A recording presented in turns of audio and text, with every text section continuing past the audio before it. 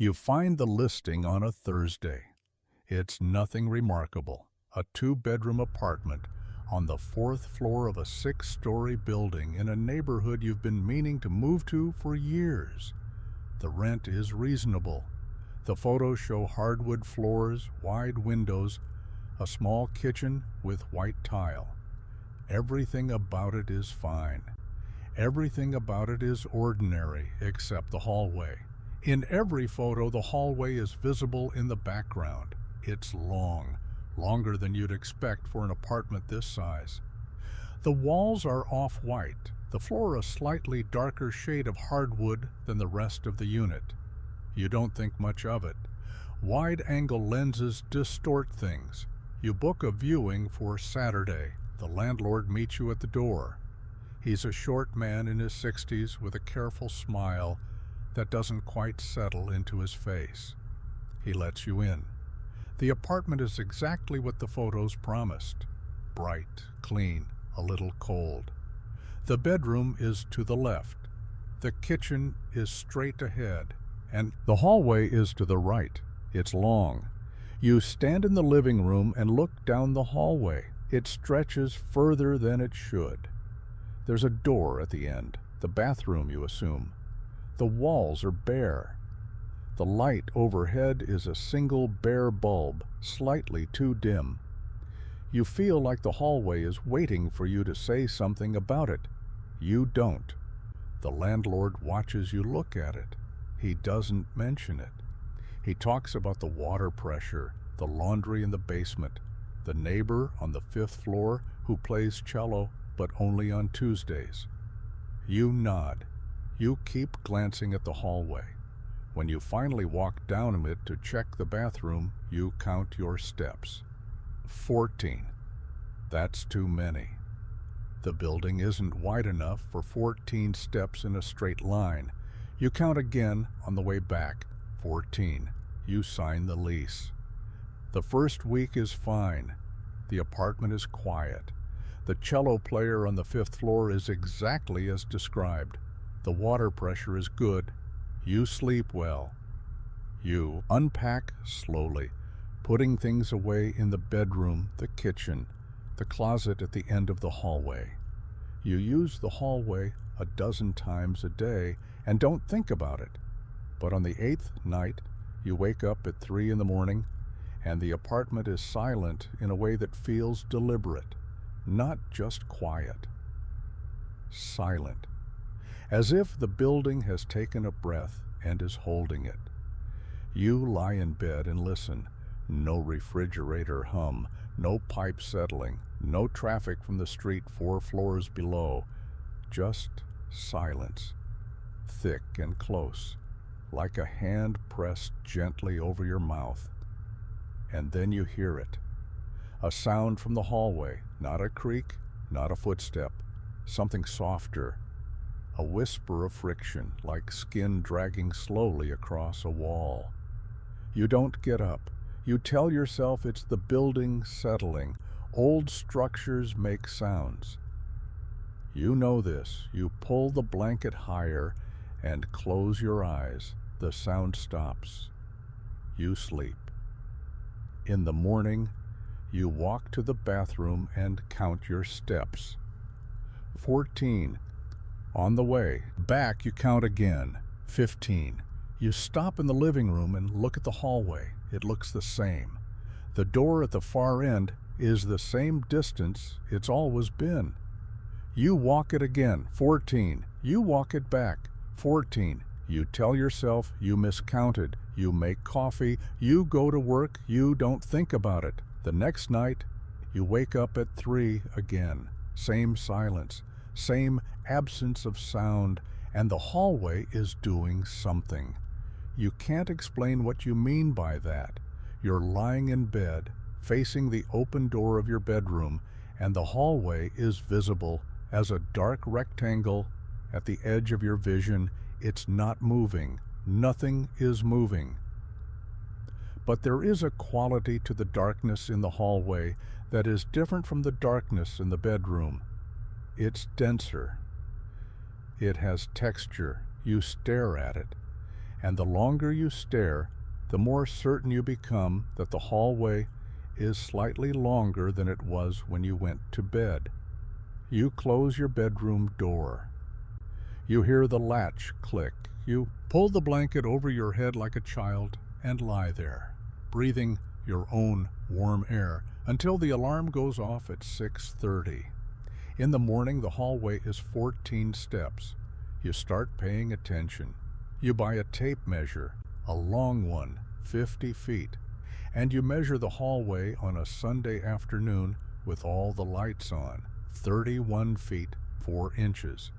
You write the number down on a sticky note and press it to the inside of the hallway closet door. You measure the exterior of the building from the street. You pace out the distance from the front door to the far wall.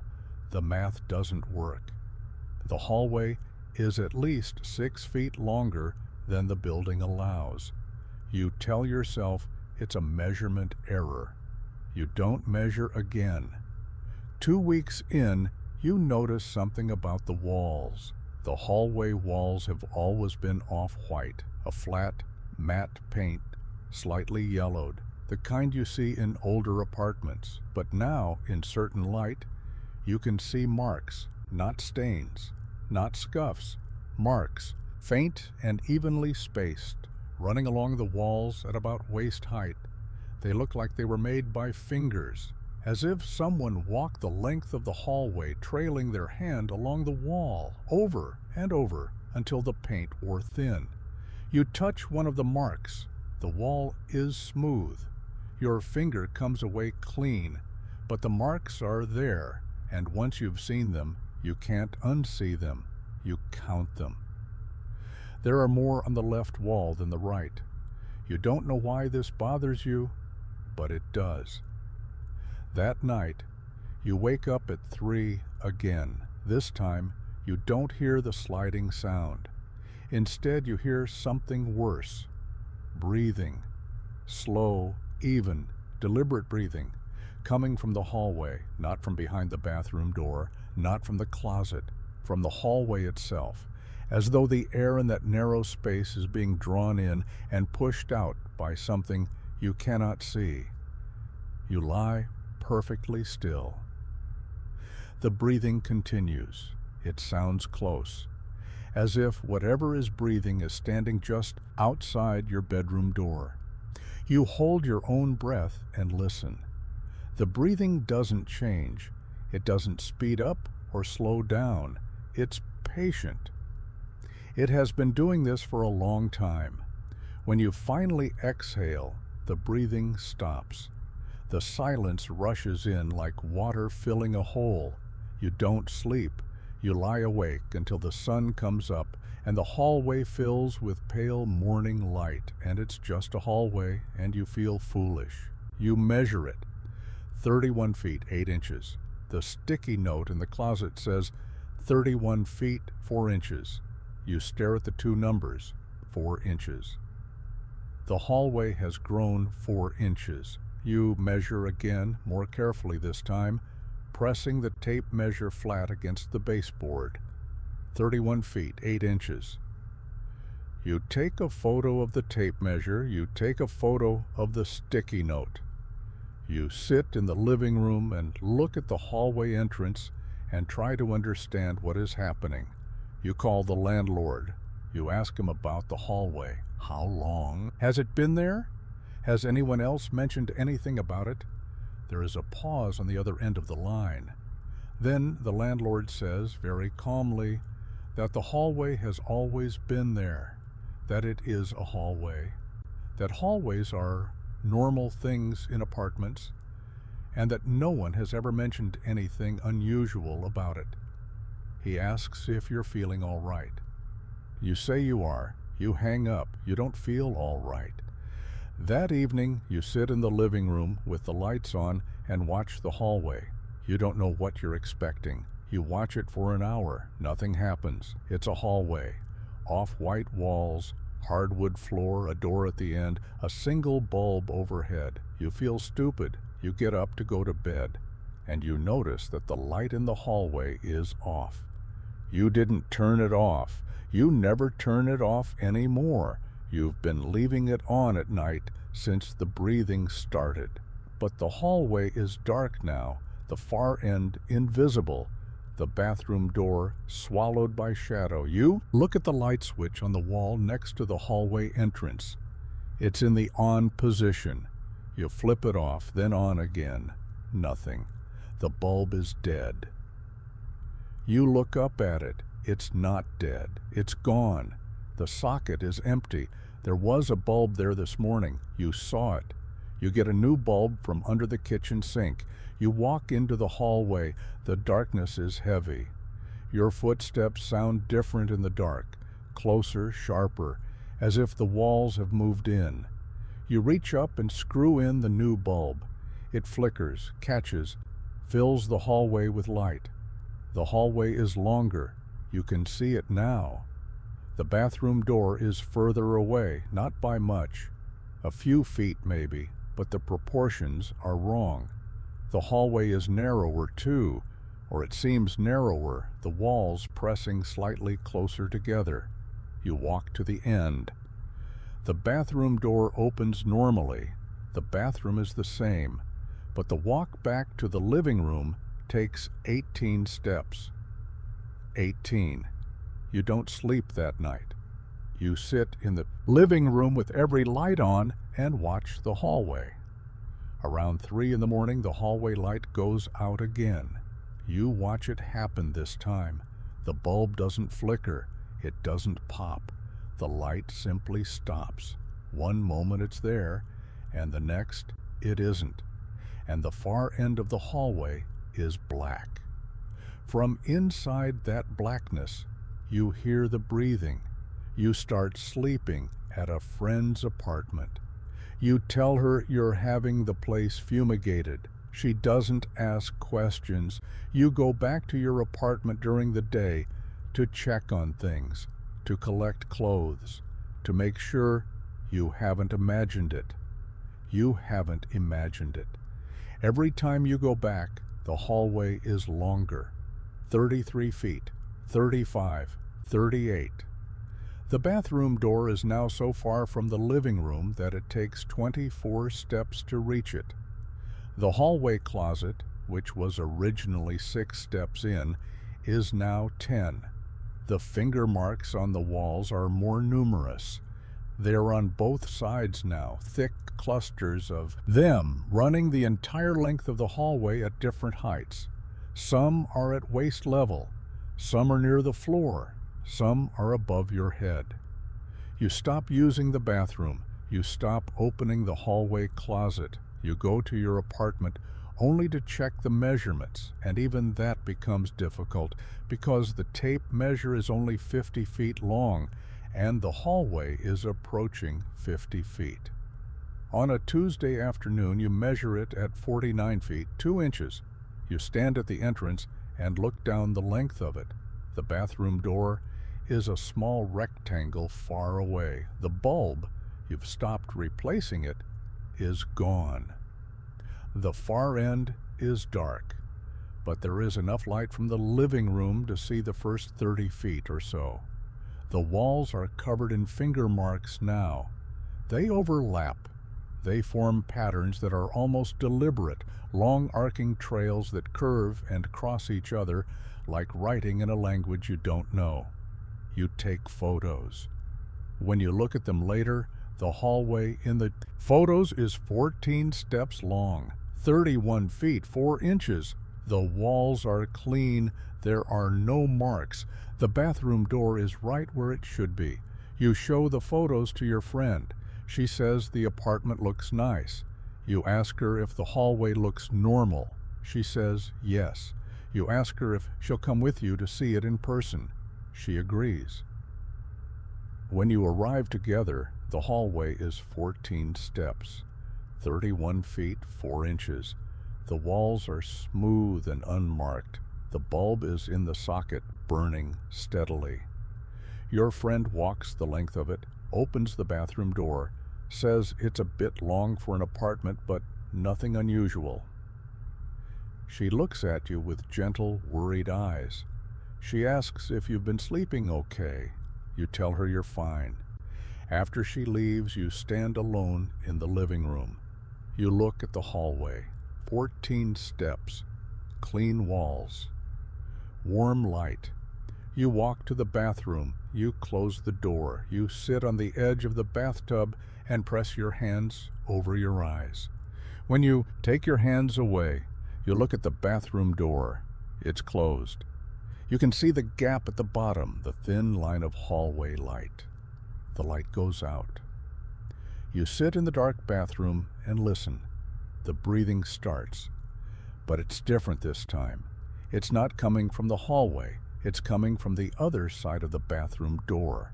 Something is standing right outside, and it is breathing in the dark, and you can hear it shifting its weight from one foot to the other, a faint creak in the floorboards, a sound that is almost tender, like a parent settling outside a child's room, listening. You sit on the edge of the bathtub, and you don't move. You don't reach for the door handle. You don't make a sound. The breathing continues for a long time, then it stops. The silence stretches. You wait. You wait until your legs are stiff and your back aches, and the thin gray light of dawn creeps under the bathroom door. You open the door. The hallway is 57 feet long. You can barely see the living room from here. It's a square of light at the far end of a corridor that should not exist. The walls are close enough to touch both sides at once if you extend your arms. The finger marks are everywhere. They're on the ceiling now. And on the floor, scuffed into the hardwood, curved grooves worn smooth, as if something has been dragged back and forth across this stretch of floor for years, decades, longer. You walk toward the living room. The hallway seems to breathe around you, the walls flexing almost imperceptibly, the air thick and warm. It takes you 32 steps. By the time you reach the living room, you are shaking. You leave. You go to your friend's apartment. You don't go back for a week. When you do go back, you bring the tape measure. You bring your phone. You bring a flashlight. You open the front door and step inside, and the apartment is dark, even though it's 2 in the afternoon because the curtains are drawn. You didn't draw them. You walk to the window and pull them open. Sunlight fills the living room. You look at the hallway. It's gone. Where the hallway was, there is now a wall. Flat, off-white, unbroken, no door, no opening, no seam where a door might have been, just a wall, as if the hallway never existed. You touch it. It's solid, cool plaster under your palm. You knock on it, dense, not hollow. You step back. You look at the apartment. Living room, bedroom, kitchen, no hallway, no bathroom. The apartment is exactly 3 rooms and nothing else. You check behind you. The front door is where it should be. The bedroom door is open. The kitchen is visible through its doorway. There is no bathroom. You stand in the living room and try to remember the floor plan. Bedroom to the left, kitchen ahead, hallway to the right, bathroom at the end of the hallway, closet halfway down. You remember this. You have walked this path hundreds of times. You have measured the hallway. You have photographs. You have a sticky note with a measurement written on it. The sticky note is in the hallway closet, which doesn't exist. You pull out your phone and look at the photos you took. The apartment in the photos has a hallway, 14 steps, clean walls, warm light. The bathroom is right there at the end. Everything is normal. Everything has always been normal. You look up from your phone. The wall where the hallway was is still there, but now there is a mark on it. One single finger mark, at waist height, near the center of the wall, as if someone on the other side reached through just for a moment and touched. You stop going to the apartment. You tell the landlord you're breaking the lease. He's calm about it, almost expectant, as if he's had this conversation before. He says he'll keep the deposit. You don't argue. You take what you can carry and leave the rest. For a while, things are normal. You stay with your friend. You find a new apartment, a studio. This time, one room, no hallway. You sleep with the lights on. You don't talk about it. After a month, the feeling fades. After 2 months, you sleep in the dark again. After 3, you start to wonder if any of it was real. And then, on a quiet night in November, you wake up at 3 in the morning. The studio is silent. That deliberate silence, that held breath. You lie in bed and stare at the ceiling and listen to the nothing. You feel it before you see it. A heaviness on your right side, a pressure in the air as though the wall next to your bed has softened, as though the space beyond it has opened up. You turn your head. There is a hallway. It's in your studio wall. Where there was solid brick and plaster, there is now an opening, and beyond the opening, a hallway. Off-white walls, hardwood floor, a single bulb overhead dim, barely enough to see by.